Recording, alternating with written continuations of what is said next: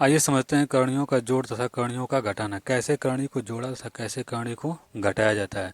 तो करणियों को जोड़ने तथा घटाने के लिए शर्त ये होनी चाहिए कि जो करणी का क्रम होता है, क्रम या घात जो होता है, और जो करणीगत राशि होती है या करणी का जो आधार होता है, वो दोनों क्या होना चाहिए, बराबर होना चाहिए। जैसे मान लीजिए कि ये कोई करणी बनी हुई है, तो करणी का इसमें जो होता है, इसे करणी का क्या कहते हैं, आधार कहा जाता है। आधार या करणीगत राशि होती है, और यहाँ पर जो संख्या होती है उसे क्या कहते हैं, करणी का क्रम या करणी का घात कहते हैं।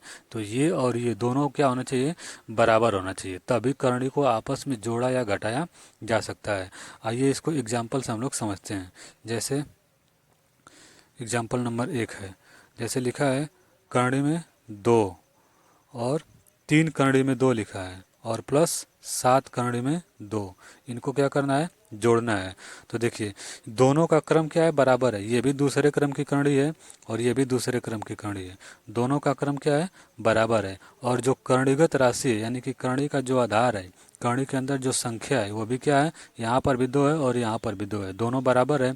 यानी कि करणी का क्रम और करणीगत राशि दोनों क्या है, बराबर है। तो इसको आपस में हम लोग आसानी से जोड़ देंगे। देखिए ये 7 करणी में 2 है, यानी जो करणी में 2 है वो 7 है, और यहाँ पर करणी में 2 जो है वो 3 है। तो 7 और 3 कितना हो जाएगा, 10। तो बराबर 10 करणी में 2 हो जाएगा। बस सिंपल, ये इसका क्या हो जाएगा, आंसर हो जाएगा। इस तरह से हम लोग करणियों को आपस में जोड़ सकते हैं। अब देखिए इसके बाद अब अगला एग्जाम्पल समझते हैं। जैसे मान लीजिए कि कोई दिया हुआ है, जैसे करणी में दिया है 63 और प्लस करणी में 28। करणी में 63 और करणी में 28, इन दो करणियों को क्या करना है, जोड़ना है। अब देखिए तो इस करणी का क्रम तो बराबर है, लेकिन जो करणीगत राशि है, जो करणी का आधार है, वो अलग अलग है। ये 63 है और ये क्या है, 28 है। तो इसको जोड़ने के लिए हम लोग क्या करेंगे, जोड़ने के लिए दोनों कंडीशन कंप्लीट होनी चाहिए। करणी का क्रम और करणीगत राशि दोनों बराबर होनी चाहिए, लेकिन इसमें सिर्फ करणी का क्रम बराबर है, घात अलग अलग अलग। करणी का सिर्फ क्रम बराबर है, जो करणी का जो आधार है, करणीगत जो राशि है, वो अलग अलग है। तो इसको बराबर करेंगे। तो बराबर करने का सिंपल सबसे तरीका होता है, जो करणी में संख्या लिखी गई है, उसका अभाज्य गुणनखंड ज्ञात करते हैं। तो अभाज्य गुणनखंड ज्ञात करना इसके पहले हम लोग सीख चुके हैं। तो जब 63 का अभाज्य गुणनखंड हम लोग ज्ञात करेंगे तो क्या मिलेगा, 9 सौ 63 मिलेगा, यानी कि 3 गुणे 3 गुणे 7, ये हो गया। अब प्लस है तो प्लस लिख दीजिए। अब 28 का भी अभाज्य गुणनखंड ज्ञात करेंगे, तो 7 चौक 28 होता है, यानी कि 2 गुणे 7, ये हो गया इसका अभाज्य गुणनखंड ज्ञात कर दिए। अब देखिए चूंकि दूसरे क्रम की करणी है, तो जो भी इसका गुणनखंड निकला है, अभाज्य गुणनखंड निकला है, इसमें दो दो समान संख्याओं का जोड़ा बनाएंगे। तो इसका जोड़ा बनेगा और इसमें इसका जोड़ा बनेगा, और दो दूसरे क्रम की करणी है तो प्रत्येक जोड़े से एक संख्या को बाहर निकाल लेंगे। तो ये 3 को बाहर निकाल लेंगे। अब करणी में क्या बचेगा, करणी में बचा 7, और यहाँ पर क्या बचेगा, यहाँ पर से 2 बाहर निकालेंगे तो 2 बाहर निकल जाएगा, और कितना बचेगा, करणी में 7। अब देखिए ये भी दूसरे क्रम की करणी हो गई, ये भी दूसरे क्रम की करणी हो गई। करणी का दोनों का क्रम समान हो गया, और जो करणीगत राशि है, करणी में जो संख्या है, ये भी 7 है और यह भी 7 है। तो अब इसको हम लोग आसानी से जोड़ देंगे। तो कितना हो जाएगा, तो करणी में 7 2 है और करणी में 7 3 है, तो 3 और 2 5, यानी कि 5 करणी में 7 हो जाएगा। यही क्या हो जाएगा, इसका आंसर हो जाएगा। इस तरह से हम लोग क्या करते हैं, करणियों को जोड़ते हैं। जब समान करणी होगी तो इस तरह से जोड़ दिया जाएगा, जब करणी असमान होगी तो पहले उसको समान आधार में बदला जाएगा, तब इसके बाद जोड़ा जाएगा, इस तरह से। इसके बाद देखिए एक और एग्जाम्पल हम लोग समझते हैं। अगला एग्जाम्पल घटाना का। जैसे मान लीजिए कि दिया है 7 करणी में 19, 7 करणी में 19 और माइनस का 5 करणी में 19, ये क्या करना है, घटाना है। अब देखिए ये भी करणी का क्रम दूसरे क्रम की है, ये भी दूसरे क्रम की है, दोनों का क्रम बराबर है। तो जब क्रम बराबर है और दोनों का आधार देखिए, यानी कि करणीगत राशि देखिए, करणी के अंदर जो संख्या है, ये भी 19 है और ये भी 19 है। अब इसको और सरल रूप में 19 को नहीं लिखा जा सकता है। तो ये दोनों करणी का क्रम और करणी का जो आधार है, दोनों क्या है, बराबर है। तो इसलिए इन दोनों को आपस में चिन्ह के अनुसार प्लस रहेगा, जोड़ देंगे, माइनस रहेगा तो घटा देंगे। तो यहाँ पर माइनस है, तो 7 करणी में 19 में से 5 करणी में 19 निकल जाएगा, तो कितना बचेगा, तो 7 में से 5 जाएगा, 2 बचेगा, 2 करणी में 19। इस तरह से ये हो जाएगा, इसका आंसर ये हो गया। अब आइए एक और एग्जाम्पल हम लोग समझते हैं।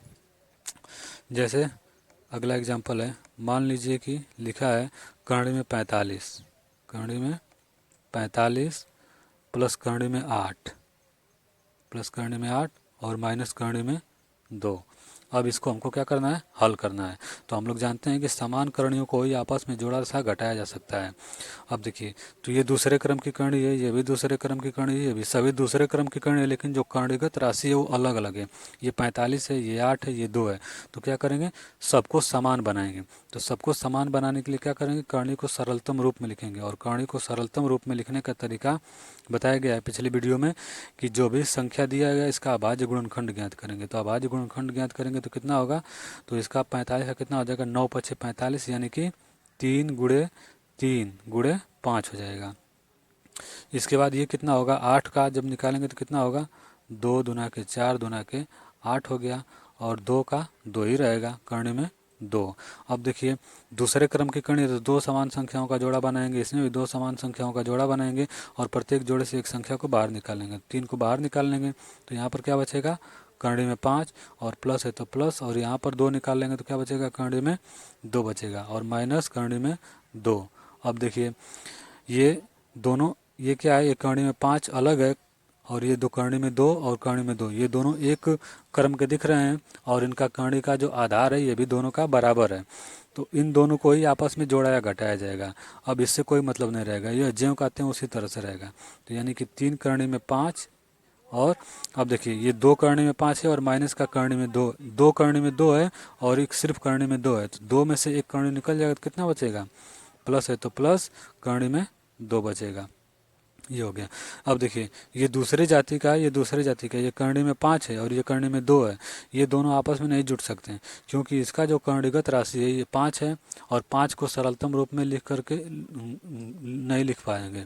ये 5 अपने आप में सरलतम रूप में ही है, तो इसलिए इसको क्या करेंगे, इतना ही पे छोड़ दिया जाएगा। तो इसका आंसर ही इतना ही हो जाएगा। ये हो गया। इसी तरह से हम लोग करणियों को जोड़ते तथा घटाते हैं। तो करणियों में जोड़ने तथा घटाने का तरीका हो गया। इसके बाद अब हम लोग समझेंगे कि कैसे करणियों का गुणा एवं भाग किया जाता है। आइए समझते हैं कैसे करणियों का गुणा एवं भाग किया जाता है। तो सबसे पहले करणियों का गुणा एवं भाग करने के लिए करणी का सिर्फ क्रम बराबर होना चाहिए।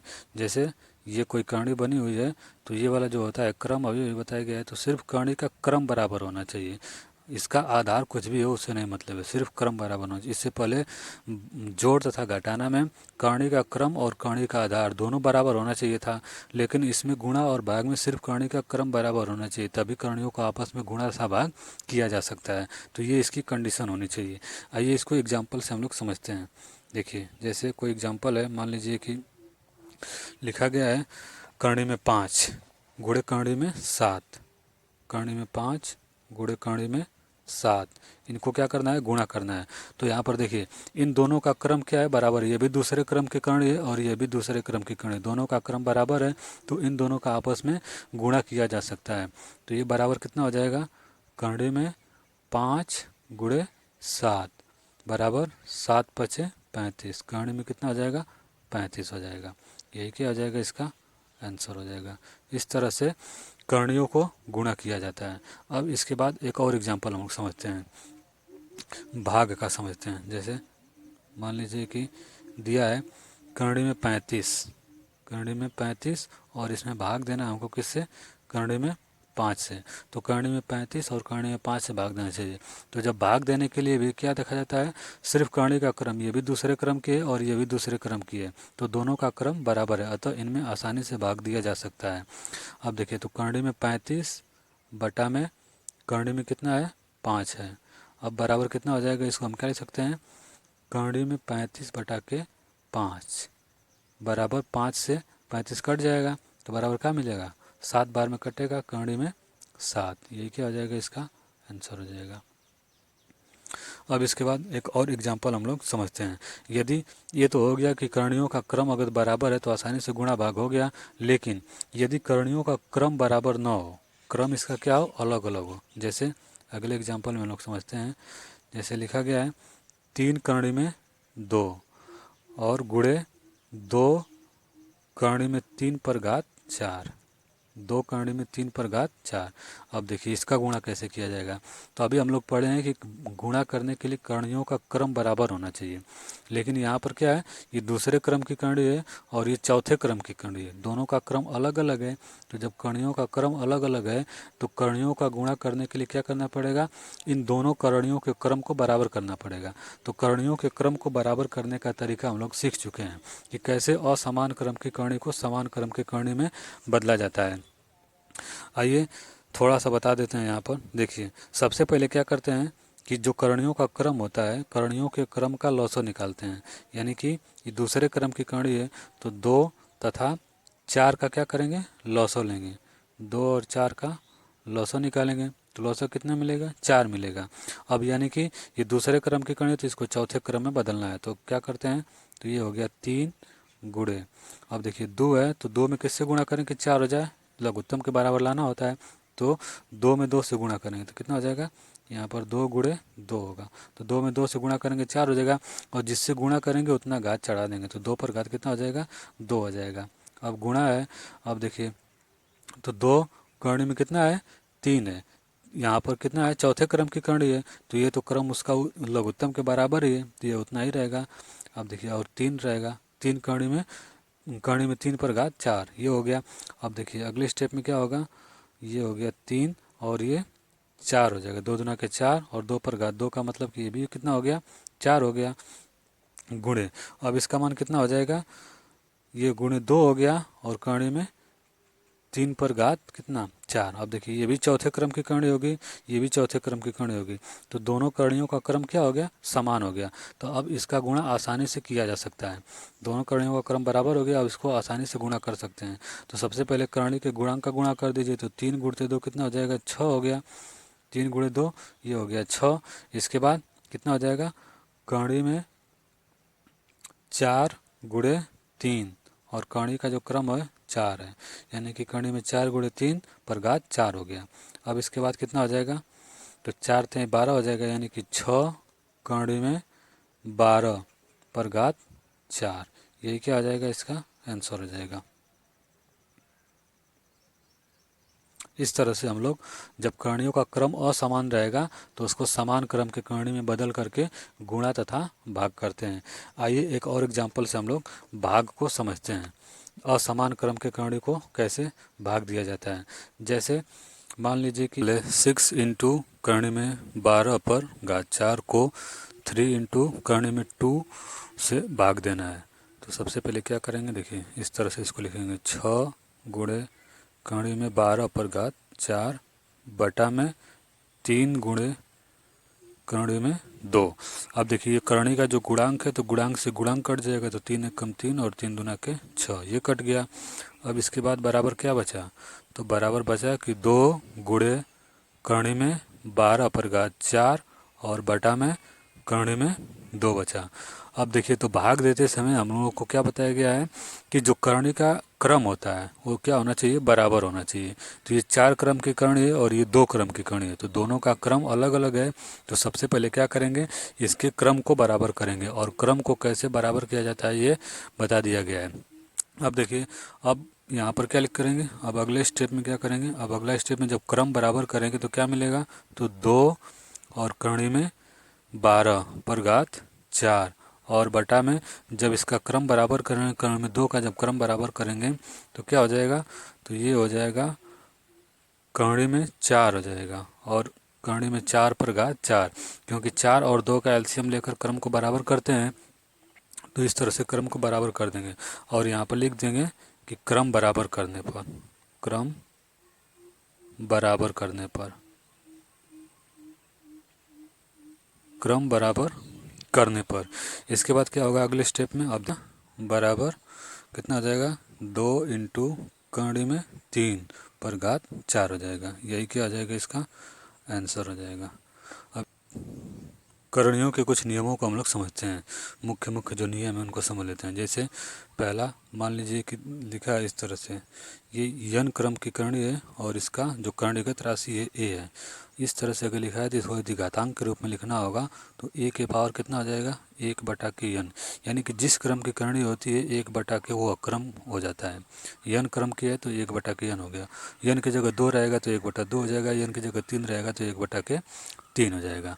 इस तरह से यदि कोई करणी के रूप में लिखा है तो उसको घातांक के रूप में लिख सकते हैं।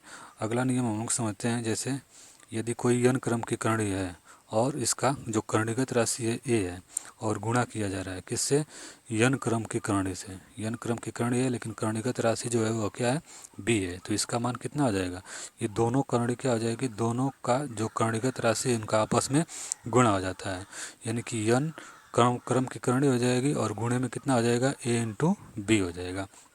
फॉर एग्जाम्पल, जैसे एग्जाम्पल के रूप में इसको हम लोग समझते हैं। जैसे लिखा है करणी में 3 गुणे करणी में कितना है, 5 है, तो करणी में 3 गुणे करणी में 5 है, तो इसको हम लोग क्या लिख सकते हैं, करणी में कितना, 5 गुणे 3 15 हो जाएगा। इस तरह से ये इसका आंसर हो जाएगा। इसी तरह से अगला नियम समझते हैं। जैसे मान लीजिए कि लिखा है ये यन क्रम की करणी है, करणी में ए और बटा में क्या है, ये भी यन क्रम की करणी है और करणी में बी लिखा हुआ है, तो बराबर इसको हम क्या लिखेंगे, दोनों के करणी को एक सम्मिलित रूप में लिख लेंगे, यानी कि ए अपान बी हो जाएगा और करणी का क्रम कितना होगा, यन होगा। आइए हम लोग इसको भी एग्जाम्पल के रूप में समझते हैं। जैसे मान लीजिए कि करणी में लिखा है कितना, 35, करणी में 35 है और बटा में करणी में कितना है, 5 है, करणी में 35 बटा में करणी में कितना है, 5,